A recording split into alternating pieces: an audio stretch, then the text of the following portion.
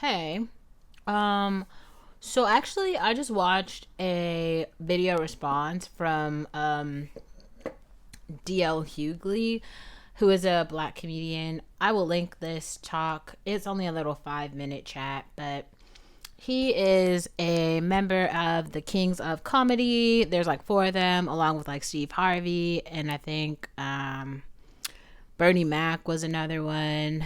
Can't remember the other black guy. There's a couple others. I can't remember who they are. Anyway, so he now has like a YouTube show, and I think he has like a radio station or something. I watched some of his clips on current events. Like he had a response to Joe Rogan, which I thought was useful. But I do appreciate his response here. What he was basically saying is nobody's talking about Chris's feelings. And he started breaking down how he cares about Chris's feelings. Now, now we can start to fucking have the conversation because, like, I am interested in everybody's feelings here. I care about Will's feelings. I care about Jada's feelings. I care about Chris's feelings.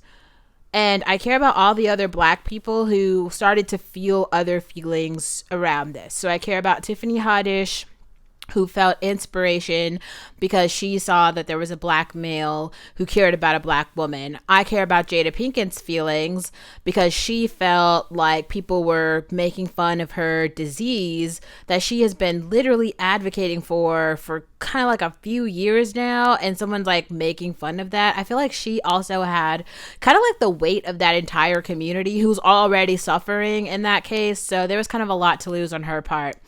I feel Jaden Smith's feelings, who felt like my dad is going to stand up for me and was talking about this is how we do it on Twitter when he saw the slap.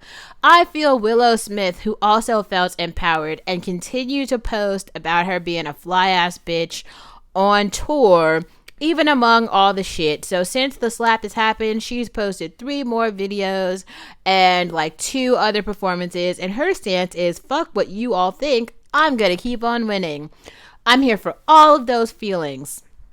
I am also here for the people, the black people specifically, because this is a black issue, who give a shit about Chris's feelings, because he does have feelings. Now, a part of this, like, Chris is doing a lot to save fucking face, and this is the part where there's not feelings. This is the part that I cannot get by. All I can respond to in terms of Chris is what he demonstrated, and what he demonstrated on stage was respectability politics and roboticness, right? Like, he was trying to do what was best for the Academy. He was trying to save face. There was not really any saving face, right? Like, what happened is he got Millie whopped on stage, and that shit, his head got cocked the fuck back. Now, if he wanted, like, that would have been an appropriate time if he actually had some feelings to fucking approach them. Like I said before, when someone physically assaults you, it's probably not the moment for words, right? You're past words because they already introduced physical violence. The normal response is physical violence. But if you are a person who's like, yo, I am beyond physical violence and I'm a person who's really about like intellect, well, then that would have been an appropriate moment for you to really start unpacking what the fuck is going on. He did do it by addressing it, and there's another real point that comes with like just sheer shock where you're just like, I cannot believe that fucking happened.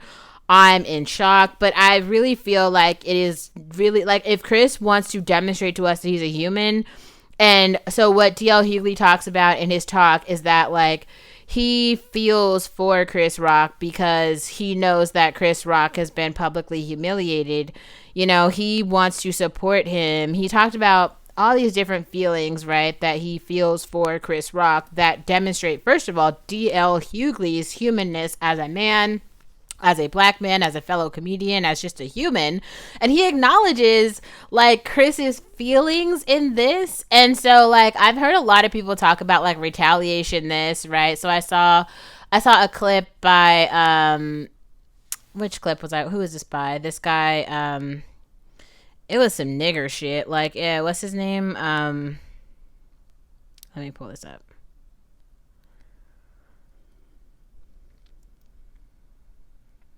Oh man, it just went away. Mike Epps. So Mike Epps is talking about how he would have like kicked, you know, Will Smith when he was like running away, and he was making little jokes about it.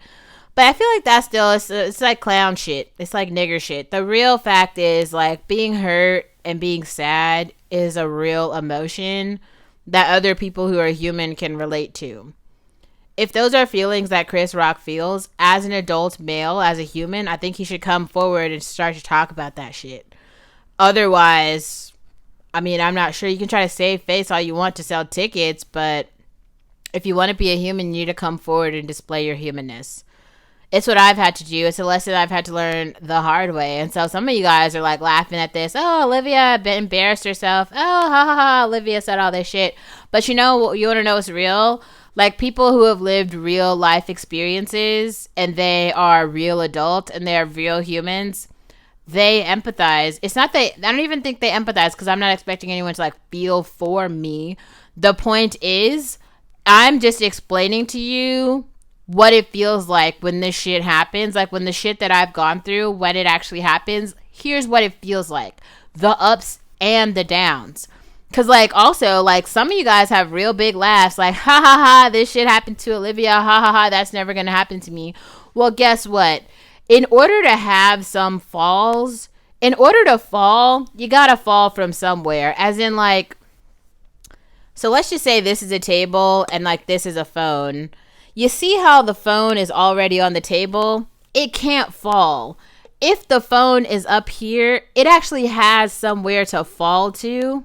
You know, it's like, see that? It's got somewhere to fall to. There's a falling process that can happen. Most of you guys are in this situation. You don't have nowhere to fall, sweetie. There's no falling that's going to happen for you. You don't got no opportunity either. Here's me. I have places to fall. So maybe my fall might look this. Then I'll climb back up. Then maybe I'll fall again. See, this is kind of what life is like. It's like this. Here's what y'all life is like. Dead. Right? See how nothing happened? And then you're gone. Nobody remembered you because you didn't do shit. Well, the whole time I have all these experiences. I've got experiences of me climbing up. I've got experiences of me coming down. I've got new experiences now because I've learned shit. Remember when I fell down that time? Now I'm climbing back up again. So here's a whole trail of shit. This is last year, right? Maybe next year I'll come back down and then I'll have a whole new trip of how I'll go back. But all this shit is happening. I've got stories. I've got songs, podcasts, pictures, travel itineraries, apartments, houses, all type of shit. What do you have?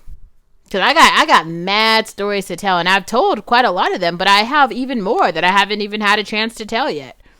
If the wine keeps flowing, bitch, I'll keep talking. All I'm saying is Chris has a real story he could really tell here, and he could be a beacon of hope, really, in the black community where people do not see black males as humans. He has a real big opportunity to dissect some feelings on the feelings wheel. We've got humiliation, sadness, emasculation, anger, revenge. I mean, we've got real fucking feelings that this man has the opportunity to unpack. Now, I'm just saying, I'm glad that D.L. Hughley has started the conversation where he said, I have some feelings as a person who experienced this as just an audience member watching it happen. He's like, I feel for you, black man. And you know what? I'm happy to see black men stand up and acknowledge that they are humans too. And they have feelings. If you are man enough to sit here and say that you have some feelings, well, I am woman enough to say, I see you, black man. And I acknowledge your feelings. So this is still D.L. Hugley and probably his therapy journey, being able to talk about his feelings. I feel like Chris Rock, maybe he needs more time. Sometimes it takes some time. Because what happened to him is fucking intense. So, like, I know what happened to me, too, was intense. And I definitely needed some time away where I was able to, like, heal. But I feel like he's been still having shows and shit. So, I mean, if you're going to go out and be public, you definitely got to talk about this. And I definitely feel like it's probably important to talk about it in a way where you acknowledge your feelings. Maybe he's doing that. I haven't been to any Chris Rock shows. I don't know. But that is what I have to say about it. And I think we are taking a progressive step forward because black men are standing up and talking not about respectability politics, but about how they actually care about the feelings of Chris. Because as a black woman, I'm going to make another video about how I care about the feelings of Jada. So The first part of that, though, and I think all black women have been trying to get at this, like everybody who was in support of the slap, they were basically saying that was the first step of Jada being able to feel protected. Because she literally saw her husband go out and display physical violence to protect her. Like, that's kind of one of the most major things. Like, she feels protected, and she has seen all the love pour out from Will. Like, she knows that this community has her back. So, but there's still other things, and I feel like more women are starting to unpack this now about the initial feelings that Jada had where she felt unprotected and vulnerable and really fucking sad that he would come for her in the first place. Okay? Because men, here's the thing, they've been coming at her for a while. And it's not just men, women, everybody has just felt like it is free range to talk shit about Jada all day, every day. Songs, videos, all type of shit. At least she's had the red table talk to unpack some topics, but it's still not enough. It's not enough. Like, she's a woman, okay? And this just, it was time. It was necessary. Jada deserves protection, and she got it. And I'm not apologizing for that. I think that Chris Rock deserves empathy at this point. I feel like Will Smith has gotten justice, though, because, like, he's no longer a member of the Academy. He's resigned. Like, I mean, he's acknowledged that I feel like there will probably be some charges brought against him. I feel like Will is in a place where he thoroughly acknowledges, like, I fucked up and I'm gonna have to pay for this. And he is paying for this. Like, it looks like Netflix has, like, cut his movie, you know, like, he's definitely gonna pay for this. It's not just going under the rug and he's just, like, you know, on this high horse forever. Like, that ain't the case. He's definitely lost some shit, lost some endorsements. There's some people who are not on Will's side, but I just don't feel like that's the black community. And what I feel like Will was saying in that speech last night, I'm not sure about this, but what I feel like Will was saying was that he's at a point now where he realizes who his community is, who his people are. I don't think his people are a part of the Academy. And I think what he did was for his people. And I think it needed to happen. And I think we're all going to learn from this. I feel like we're going on the red table talk and we're going to talk about this. And a lot of people are going to learn how to deal with violence from this. And it's a conversation that is long past due. And we're all going to be able to learn at the same time. And this is incredible. And it's so timely. Maybe Will enroll in a violence prevention class. Like, when you hit people, a part of normal society, you don't just hit people and get away with it. You actually, there's like court mandated violence prevention classes. Some of them are 6 months, 30 days. I would know. Okay. Yes. So you can go to those classes and they teach you a lot of techniques around how to prevent violence and how to acknowledge triggers and boundaries that you have to put into place to let other people know, like, your words are triggering violence in me and I need you to slow the fuck down. Like, my mom is actually, I gotta give it to her, my mom's really good at that.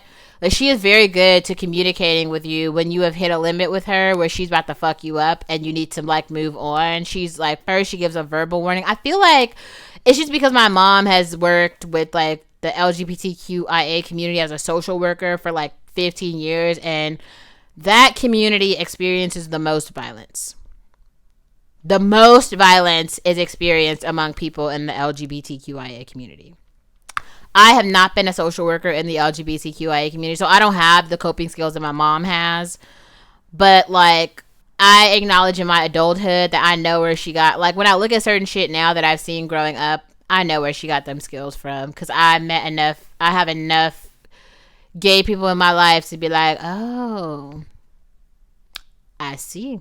Because, like, when you get hit a certain number of times and, like, you don't have the opportunity to leave, you do have to figure out some fucking ways to, like, live with your abuser and decrease the abuse and get the abuser to a place where they understand how not to fuck you up.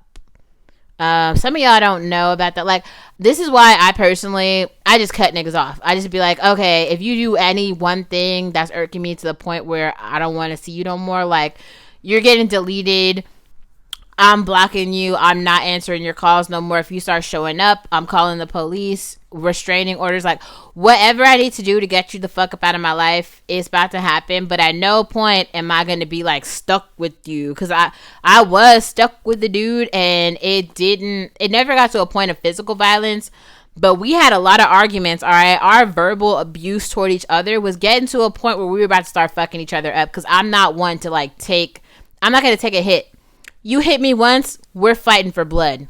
I will start throwing bottles, grabbing knives. Like, it's for with me, honey. Like, I'm just not. I can't.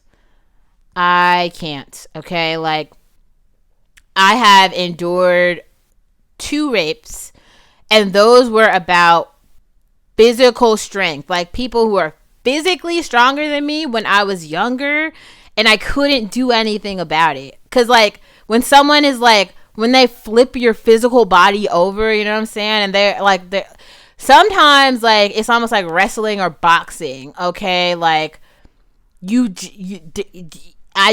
to fight, like in your mind, you want to fight, but your physicalness won't take you to where your mind wants to go.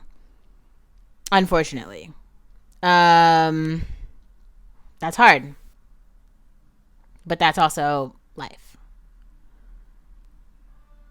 But I also think whatever your situation has been, it's just really important for you to be where you are in your emotional journey and not like gaslight that because of someone else's feelings. Like, and this is another part where I've actually heard from a few women, and I really appreciate this.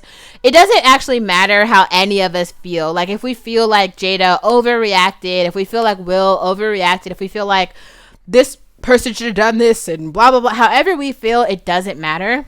Why? Because that's not our life.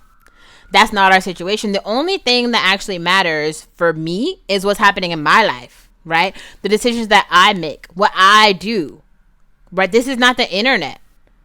This is not some fabulous person talking about some other shit with some other person. What really matters is what's going on in your fucking life. Like, I don't know your life. If you comment below and you tell me some shit about your life, okay, then maybe I'll know, and maybe I could give you some advice on a professional who you should see or talk to, or some expert in the field who could give you really pragmatic advice about how you should move forward, though, in your life, right?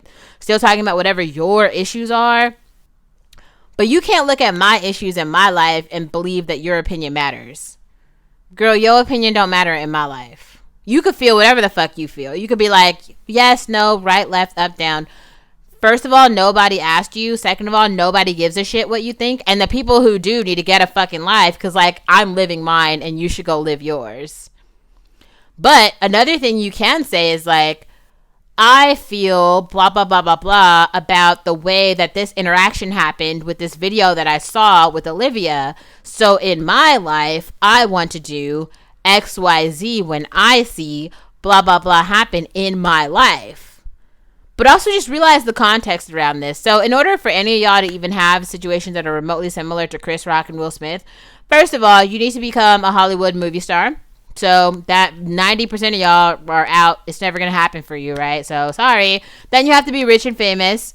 Then you have to have a rich and famous wife. Okay, then you have to have a rich and famous family. And then you have to have beef with other rich and famous people. So maybe 20 years from now, people who are watching this video might have this problem that everyone has an opinion about. What you can have an opinion about, and this is what I'm trying to keep the focus on, are the feelings in the feelings wheel and where they stem from. In this particular case, we are talking about DL Hughley, who feels sadness and why he feels that sadness.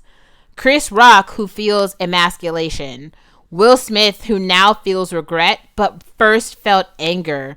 Jada Pinkett, who felt humiliation.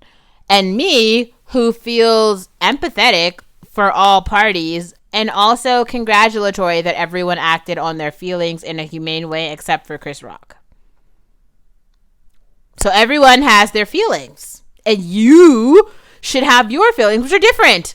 Don't, if you happen to feel the same way I feel because you have my context as well, and you've thought about this in terms of your own lived experiences, and you're like, XYZ and blah blah blah, now I too have come to the same conclusion. Good for you. But if not, because like most y'all have not lived the life that I've lived, you should feel something different. You should not agree with me. Don't agree with me. That's what I want. I want you to disagree with me, but I want you to hear my perspective, and I want you to say, wow, there's someone in the world who feels like that. I wonder why she feels like that. But now I've explained it to you, because I've explained in other videos why I feel this way. And I want you, with your different opinion, to think about my opinion that is different than yours and help it change your frame of view. I don't want you to think like me. I don't want you to start agreeing with me. That's not what I want. But what I want is for you to now broaden your worldview in terms of whatever you thought before you heard my opinion and before you heard D.L. Hugley's opinion. And I want you to feel something different than that, because that feelings wheel is large. It's large. And I want you to explore another feeling.